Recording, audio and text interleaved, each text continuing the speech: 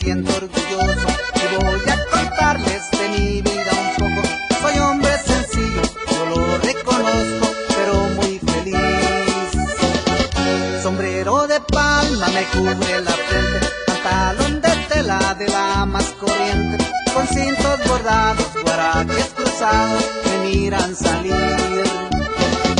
Y aunque en la pobreza crecí desde niño, pero de mi padre no falta el cariño. Todo eso recuerdos los llevo guardados muy dentro de mí.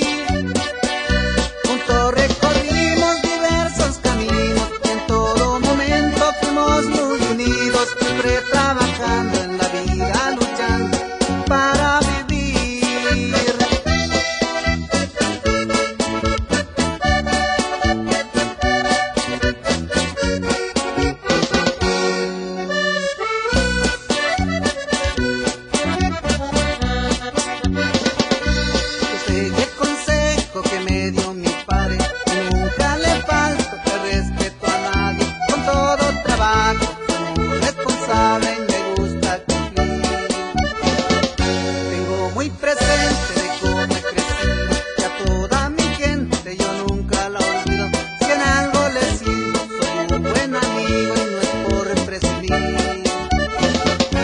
Gracias a Dios me ha cambiado la vida, pero mi pasado nunca se me olvida. Los malos recuerdos me